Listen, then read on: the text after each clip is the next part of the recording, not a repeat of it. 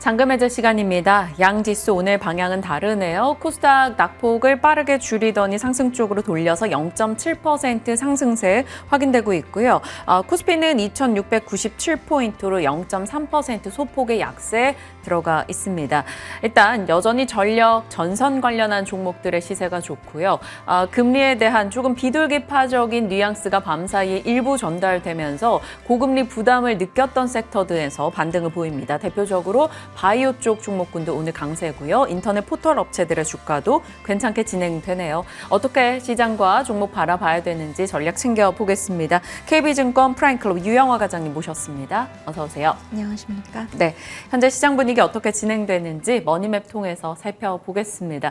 어제 강했었던 반도체, 오늘은 좀 중립적인 흐름 확인되고 있죠. 삼성전자 약보합권 기록하고 있고요. SK하이닉스가 그래도 상승부를 유지하고 있습니다.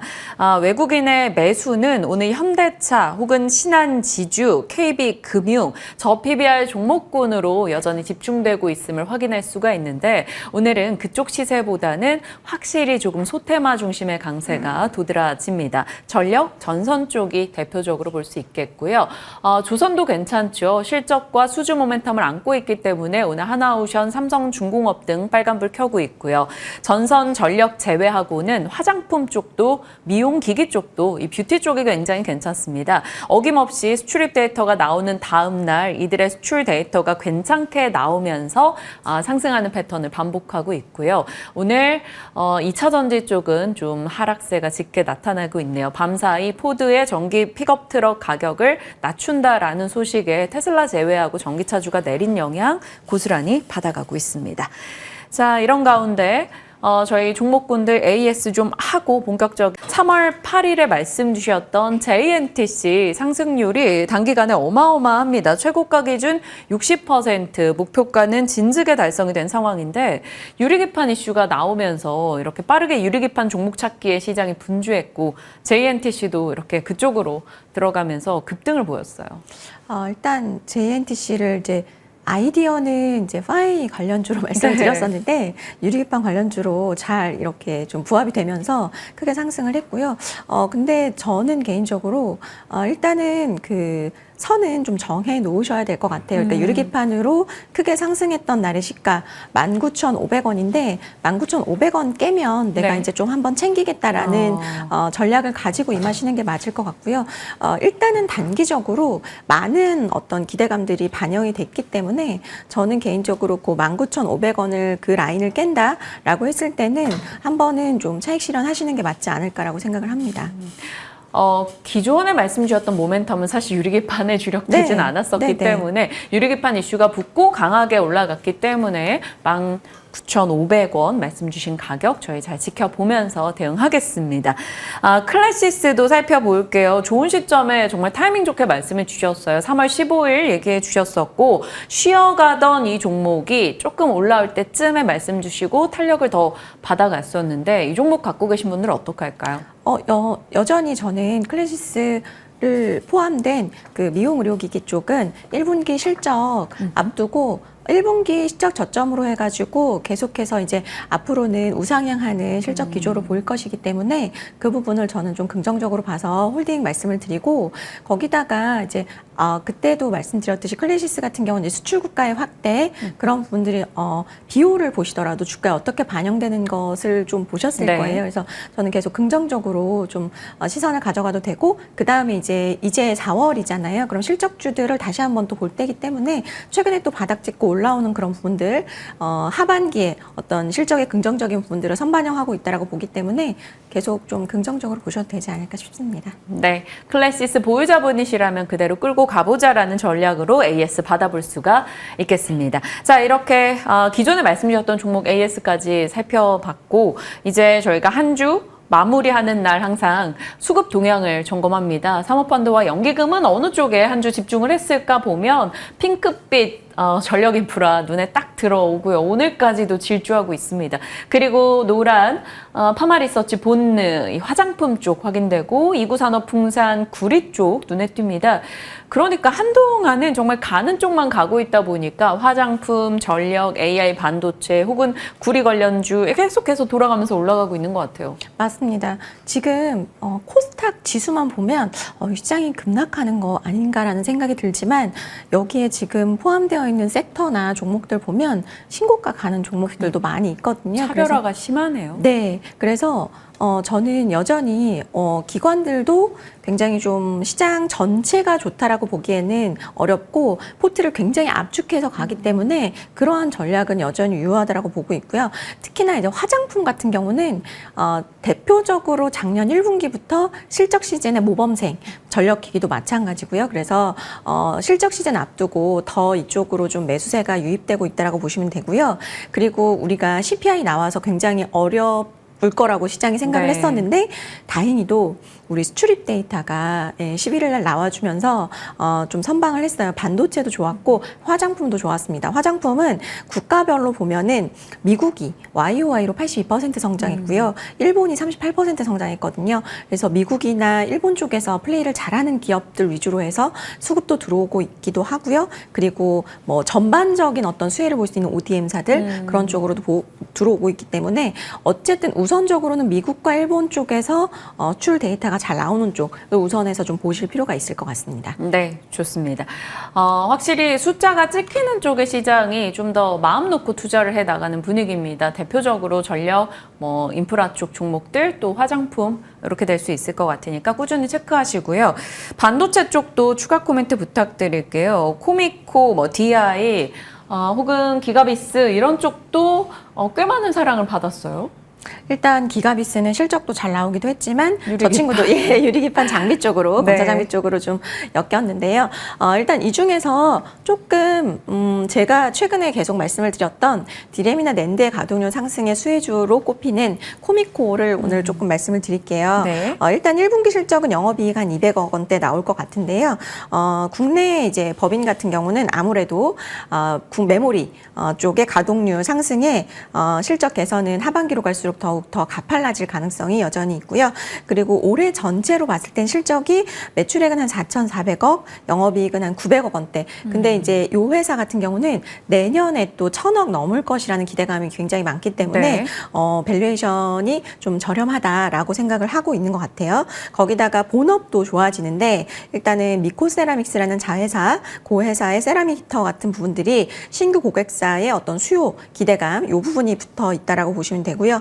아무래도 이제 본업이 세정 코팅이기 때문에 이거는 가동률이 상승하면 그냥 무조건 올라갈 수밖에 없는 비즈니스라서 아마도 하반기로 갈수록은 계속해서 실적은 나아질 거다. 그리고 자회사 미코세라믹스와의 어떤 이 시너지 그 부분에 대해서 아마도 이 코미코와 시너지를 통해서 미코세라믹스도 이제 비포마켓 진출을 하게 되면 네. 조금 더 긍정적일 수 있기 때문에 이런 부분들을 좀 챙겨 보시면 좋을 것 같습니다. 네. 코미코 등의 종목들 기존에도 긍정의 의견을 주셨었고 수급적인 특징까지 짚어주셨네요. 앞으로 읽으나 뒤로 읽으나 코미코 저희 기억하면서 지켜보겠습니다. 자, 이제 종목 얘기로 들어가 볼게요. 유영아 과장님 이번 주에는 어떤 종목에 대한 관심을 두고 계신지 확인해 보겠습니다.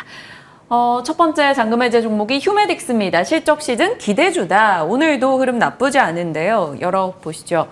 어떤 포인트들이 있을까요? 실적 부진의 키워드. 네. 사실 휴메딕스 하면 그 요즘에 유행하는 PDRN 네. 그런 거 파는 데 아니에요? 맞습니다. 예, 근데 좀 다양한 걸 하고 있어요. 그것만 하는 건 아니고, 뭐 필러, 톡신, 그리고 이제 전문 약품, 아까 말씀하셨던 거, 그 다음에 이제 화장품도 하고 있어서 사실은 이제 지금 약간 시장에서 원하는 그런 좀 포트폴리오를 다 가지고 있는 기업이다라고 보시면 되는데, 이 회사 같은 경우는 뭐 히알루론산 응용 핵심 원천 기술을 활용해서 필러랑 관절염 치료제를 만들고 있고요. 네. 그 다음에 뭐 아까 말씀드렸듯이 원천 기술이 워낙 이제 탄탄하기 때문에 그 부분에 있어서 이제 기능성 화장품까지 만들고 있는 상황이고 크게 제품군은 에스테틱 그리고 이제 CMO 사업 부문으로 구분할 수 있고요. 먼저 이제 에스테틱 쪽에서는 이제 필러 우리가 알고 있는 엘라비에라는 필러를 하고 있고 그다음에 보톡스 그리고 화장품 예, 그런 거, 의료기기 이런 걸 하고 있고요. CMO 쪽에서는 관절염 치료제, 그리고 이제 PDRN 그런 것 좀 생산을 하고 있습니다. 근데 네. 작년에 이거 제가 말씀을 드렸었는데 주가가 조금 조정을 많이 받았었어요. 근데 그게 왜 그러냐면 주가 작년 이제 8월 말 기점으로 해서 좀 큰 조정이 나왔는데 4분기 실적 이 시장 컨센을 좀 크게 하회하면서 그게 이제 주가의 하락을 좀 불러왔다라고 보시면 되는데 네. 결국 저는 이번 주가 하락은 또 약간은 안 가지고 계신 분들한테는 좀 기회가 될 수 있을 것 같아서 다시 가지고 나왔고요. 일단 4분기에 왜 컨센을 미스했는지에 대해서 말씀을 드리면 일단은 그 히알루론산 그 생산 설비 유지 보수하면서 필러 생산량이 조금 감소를 했어요. 그 부분이 좀 미스에 영향을 주었고요. 그 다음에 이제 판관비 쪽에서 성과급이 좀 나왔었습니다. 네. 그러면서 이 부분 그리고 이제 그 R&D 비용. 예, R&D 비용이 한 2, 30억 정도 반영이 되면서 영업 마진율이 좀 하락을 했었는데요. 올해는 예, 좀 다르지 않을까 싶습니다. 4개월 동안 작년에 가열차게 올랐다가 한 5, 6개월 동안 그 상승을 또 꽤 많이 반납을 했었던 휴메딕스입니다. 최근 들어서 그러니까 4월 들어서 분위기가 좀 빠르게 개선이 되고 있는데 다음 포인트는 나아진다 쪽으로 초점 맞춰서 얘기해보죠. 반등 시작할 것인가? 일단 앞서 생산량이 좀 줄어든 타격이 있었다라고 말씀 주셨는데 이 부분이 그럼 회복되는 겁니까? 네, 일단 1분기 실적을 아마 이제 곧 발표를 할 텐데 네. 1분기 실적에 대한 기대감이 있어서 지금 주가가 긍정적이라고 보시면 될 것 같고요. 일단은 아까도 말씀드렸지만 필러의 생산이 조금 감소를 하면서 마진율이 좀 안 좋았다는 말씀을 드렸는데 필러의 생산량이 좀 정상화가 되면서 매출이 전년 동기 대비해서 유의미하게 증가될 것으로 판단이 되고요. 필러 쪽이 되게 중요한 게 해외 필러 매출 같은 경우는 그 신규 지역 진출 쪽이 좀 있었어요. 네. 주가가 쉬는 동안. 그렇기 때문에 그 부분을 반영하면서 역대 최대 수준인 82억 원 정도 YOY로 43% 성장한 숫자를 나타낼 수 있을 것으로 판단이 되고요. 그 다음에 다만 이제 매출 쪽은 좀 괜찮은데 이제 그 개발 비용 이런 부분들이 좀 있긴 해요. 그런데 이 R&D 비용 같은 경우는 사실은 이제 2분기 이후로는 해소가 될 부분들이기 때문에 그리고 이거를 이미 시장에서는 다 반영을 한 상황이라고 네. 저는 보여지거든요. 그래서 역시나 이제 그 해외 필러 쪽이 올해 성장이 굉장히 괜찮을 것 같아서 저는 상저하고 패턴으로 갈 수 있다라고 보고 있고 그리고 영업 마진율도 시장이 기대하는 것대로 하반기로 갈수록은 개선이 될 수 있다 보고 있어서 올해 전체적으로 보면은 네. 매출액은 한 1,800억 정도 그리고 영업이익은 500억 조금 안 되는 수준까지 올라올 수 있지 않을까. 그렇게 되면 이제 OP 마진이 한 27%대 네. 예, 달성을 할 수 있을 것 같아요. 그래서 보수적으로 올해 4Q에 일시금 또 이제 성과급 반영을 하더라도 제가 볼 때는 작년보다는 높은 수준의 영업이익률을 가져갈 수 있을 것 같고요. 작년부터 IR 하면서 굉장히 강조했던 부분 두 가지는 감가상각비가 줄어들기 때문에 비용이 줄어든다는 것. 그리고 이제 하나는 우리 해외 수출이 많이 늘어납니다. 그것이 결국 해외 수출은 또 마진이 되게 좋거든요. 그래서 그런 부분들에 대해서 브라질, 중국, 그 다음에 이제 동남아, 중동, 러시아 요쪽까지도 유의미한 성장세가 지금 포착이 되고 있기 때문에 올해는 작년에 계속 이제 강조를 했던 그런 어떤 투자 포인트들이 조금은 이제 가시화되는 국면이 아닐까라고 보고 있습니다. 미용 시장 얘기할 때는 항상 수출 국가의 브라질이 빠지지 않는 것 같아요. 브라질은 미용에 굉장히 관심이 많아서 그 의료 미용 기기 시장에서 빼놓을 수 없는 상위권에 포진해 있는 국가입니다. 네, 휴메딕스 관련한 해외 시장에 대한 모멘텀과 생산량 회복에 대한 기대감 실적으로 바라볼 수 있겠다 말씀 주셨고 가격이 오늘 저희가 얘기하고 있는 사이에 상승 탄력을 좀 더 키워서 벌써 3% 정도 오르고 있습니다. 어느 정도 보세요? 네, 일단은 목표가는 41,000원 제시를 해드리고요. 손절가는 27,000원 제시해드리도록 하겠습니다. 손절라인 27,000원에 목표가 41,000원으로 휴메딕스 다시 한번 얘기해 주셨습니다. 이번에 좋은 수익 나서 AS하길 기대해 보겠습니다.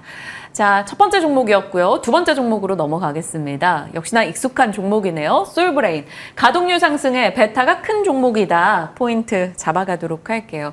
이 종목은 매출 비중 중에 한 70% 정도가 반도체 소재, 그리고 네. 나머지가 2차 전지, 디스플레이 소재 업체입니다. 말 그대로 가동률, 생산량, 출하량 증가 여기에는 항상 들어가는 종목이잖아요. 네, 그래서 저는 이제 부품주로는 가동률이 상승할 때 ABCD 같은 종목 같은 경우는 이제 원익 QNC 같은 네. 경우가 워낙 많이 차지를 하고 있기 때문에 말씀을 드리는데 소재 쪽에서는 솔브레인이 가장 좀 탑픽으로 보실 만한 종목이라고 생각을 하고 있고요. 특히나 이제 가동률 회복에 저는 계속해서 주목을 하고 있어요. 왜냐하면 아직까지는 주가의 반영이 그렇게 급격하지 않다라고 보고 있기 때문에 여전히 낸드라든지 디램 가동률 상승에 대해서는 기회가 남아있다라고 보고 있고요. 이번 가동률 상승 사이클에서 가장 주목해야 되는 기업이라고 보고 있고 일단은 단기적으로는 반도체 가동률의 바닥 탈출로 1Q 이거의 방향성이 전환이 좀 예상이 되는 상황이고요. 중장기적으로는 이제 하이K 소재라든지 CMP 소재, 지금 이제 HBM, CMP 슬러리 같은 경우는 솔브레인이 현재로서는 하이닉스와 삼성전자의 독점 납품을 하고 네. 있는 상황이거든요. 그래서 그런 부분들 좀 아마도 이제 리레이팅이 좀 되지 않을까라고 보고 있고요.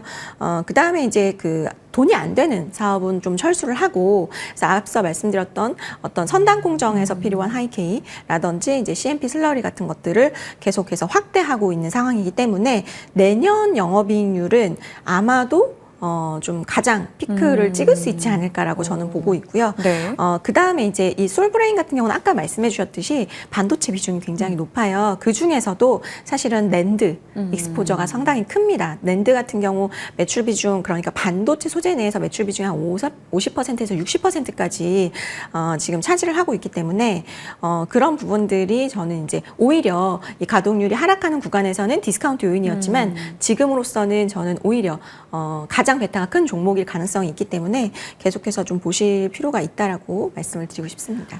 이 낸드 부분 부침 때문에 사실 2021년도부터 2022년도까지 정말 고초를 심하게 겪었던 종목인데 네. 작년부터 계속해서 조정을 받으면서 꾸준히 우상향을 그리고 있습니다. 솔브레인 오늘 장도 5% 정도 올라가네요. 다음 포인트 그럼 곧장 이어가 보도록 할게요. 세 가지 모멘텀.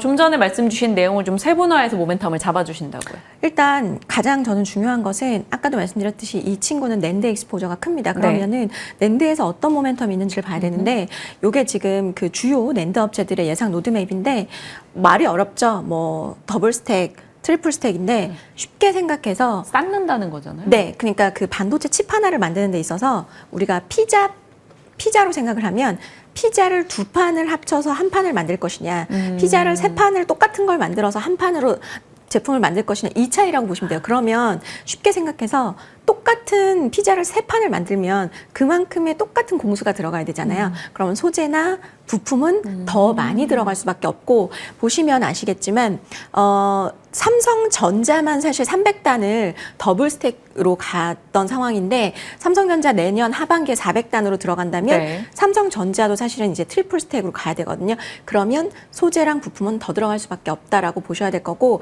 그래서 저는 지금이라도 낸드의 소재나 부품주를 보시는 거 늦지 않았다라고 생각을 하거든요. 그래서 저는 그게 가장 좀 모멘텀이라고 생각을 하고, 네. 결국 이제 낸드의 고단화가 된다면 인상계 시가격 요 수요는 계속해서 늘어날 수밖에 없다 보고 있고요. 그 다음에 뭐 지금은 그렇게 고객사가 많지 않지만 결국 이제 3나노 GAA 공정에서의 그 시각하는 부분이 동사가 거의 독점 납품하고 있는 부분이기 때문에 네. 그 부분도 앞으로 좀 늘어날 수 있는 모멘텀이 될 수 있고, 그 다음에 이제 뭐 디램 같은 경우도 마찬가지로 이제 3D 디램에 대해서 구조전환 논의가 되고 있는데 아마도 3D 디램을 만들 때는 분명히 또 시각이 또 선택적 시각이 들어가야 될 텐데 그 부분은 솔브레인 담당할 가능성이 굉장히 높습니다. 그래서 그런 부분들을 모두 합쳐서 저는 아마도 좀 동사가 계속해서 조금 아웃퍼폼 할 수 있는 가능성이 있다라고 보고 있습니다.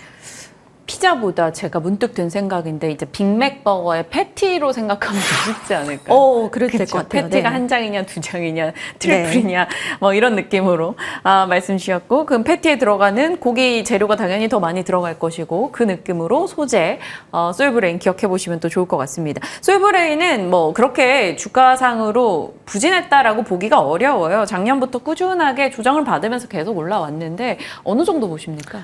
일단은 1차로는 뭐 목표가는 한 35만 원 정도 말씀을 드리겠고요. 35만 원. 네. 네, 손절가는 23만 원 제시를 해드리도록 하겠습니다. 23만 원 손절 라인 잡고 35만 원의 목표가 기억해 보겠습니다. 두 번째 종목 솔브레인까지 살펴봤고요. 유튜브 다시 보기를 통해서 내용도 한번 복귀해 보시길 바랍니다. 자, 오늘 유영화 과장님과 함께했습니다. 고맙습니다. 감사합니다.